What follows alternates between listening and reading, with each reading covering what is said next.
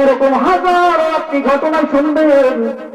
বড় বড় আলম, বড় বড় বুজুর্গানের দিনের জীবনী যদি আপনি পড়েন, দেখবেন তাদের জীবনে সফলতার সর্বোচ্চ লেভেলে যাওয়ার একমাত্র কারণই হলো তাদের বাবা মার একেবারে নিঃস্বার্থ খেদমত এবং বাবা মার দোয়া। বর্তমান সমাজে এমন এক পরিবেশ হয়ে দাঁড়িয়েছে, মনে হয় যেন আমি মোটামুটি কোনো এক কায়দায় একটু শিক্ষিত হলেই, একটু মোটামুটি টাকা পয়সা উপার্জন করতে পারলেই মনে হয় নিজেকে মনে করি আমি সব কিছু নিজের যোগ্যতায় অর্জন করেছি। ও পাগল, না না, এটা তোমার কোনো যোগ্যতা না। তুমি খবর নিয়ে দেখো, তোমার মায়ের চোখের পানি, তোমার বাবার অক্লান্ত পরিশ্রম, এর পিছনে অবদান রয়েছে। সুতরাং যুবক, তুমি কোন মায়ায়, কোন নারীর কল্পনায় তুমি হারিয়ে যাও যে বিদ্যার পরে ঘরে সুন্দরী বউ আসার পরে তুমি বাবা মাকে ভুলে যাও। ইনসাফ নাই বললেই চলে সমাজের মধ্যে। সিক্রেট সমস্যা একটা, পারিবারিক সিক্রেট সমস্যা, মানে দোকান সমস্যা। কেউ কারো কাছে বলে না। পুরুষ মানুষের এমন এক অবস্থা, উপরে উঠতে পারে না, নিচে নামতে পারে, মাঝামাঝি অবস্থা থাকা লাগে। ওদিকে মা বাবা, ওদিকে স্ত্রী, কি খালা, কি কথা ঠিক নেবে ঠিক। বাস্তব কথা বলতেছি বাবা। দুনিয়া যারা বেশি বেশি দুনিয়া করে নিজেদের আখেরাত সব ধ্বংস করে ফেলাইতেছে। কোথায় বাবা মা, কোথায় কি, অথচ আল্লাহ রাব্বুল আলামিন দেখেন এই আয়াতের মধ্যে আল্লাহ রাব্বুল আলামিন যেটা নির্দেশ দিয়েছেন সেটা ফরজ। বাবা মা সেটা করে ফরজ। কেমন ফরজ? বাবা মা যদি কাফের হয়, বেঈমান হয়, সে যদি বলে তোমাকে, সে যদি আল্লাহ রাব্বুল আলামিনের কোন বিধানকে অস্বীকার করতে বলে, সেটা মানা যাবে না। কিন্তু তার সেবা, তার বাসস্থান, তার খাদ্য সবগুলো সন্তানকে গ্রহণ করতে হবে।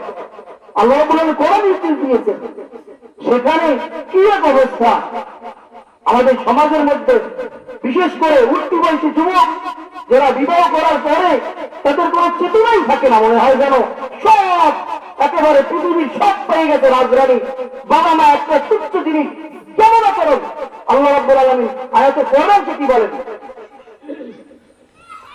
ইম্মা ইয়াবলুগান্না ইনদাকা আল-কিবারা আহাদুহুমা আও কিলাহুমা ফালা তাকুল লাহুমা উফ ولا تنهرهما وقل لهما قولا كريما।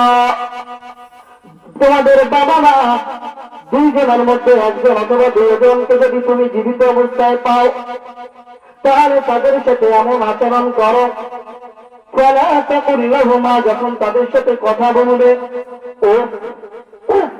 শব্দটা কি কষ্টের শব্দ না? কষ্টের শব্দ আমরা ব্যাখ্যা হইলে কি বলি?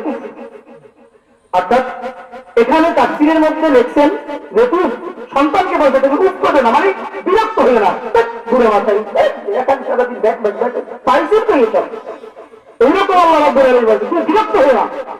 ফালা তাকুল লাহুমা উফ, বিরক্ত হবে না। তোমার বাবা যখন মানুষ যখন বিরুদ্ধ হয়ে যায়, তখন মানুষের আচরণগুলো বাচ্চাদের মতো হয়ে যায়। এই জন্য দেখবেন মানুষ যখন বুকবৃদ্ধ হয়ে যায়, তখন বাচ্চাদের জন্য যেই খাবার আনা হয়, তারাও কেমন জানি বলে আমাকে একটু দাও, এরকম তাদের ভিতরে একটা চাহিদা তৈরি হয়ে যায়। এটা কিন্তু তার দোষ না, এটা বয়সের কারণে। এই জন্য আল্লাহ রাব্বুল আলামিন বলেছেন তোমাদের বাবা মা যখন বিরুদ্ধ হয়ে যায়, তখন তোমরা তাদের কথা আচরণে বিরক্ত হও না, বিরক্ত বোধ করিও না। কেন?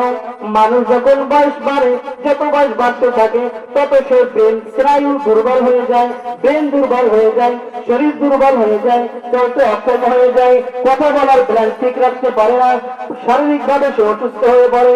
বিভিন্ন জিনিস করতে গেলে করতে চায় একটা, হয়ে যায় আরেকটা, বলতে চায় একটা বলে আরেকটা, ঠিক কিনা? এই জন্য আল্লাহ রাব্বুল আলামিন বলেছেন তুমি তোমার বাবা মার সাথে এমন আচরণ করো, যখন সে বৃদ্ধ হয়ে যাবে তখন তার সাথে দয়ার সুরে কথা বলবা।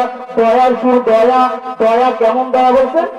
وقل لهما قولا كريما মানে দয়া গিয়ে জিজ্ঞেস করো আব্বাজান আসসালামু আলাইকুম আব্বাজান আপনি কেমন আছেন আম্মাজান আপনার ওষুধ লাগবে কি লাগবে না সন্তান তো আমার মা তোমাকে খাওয়াই না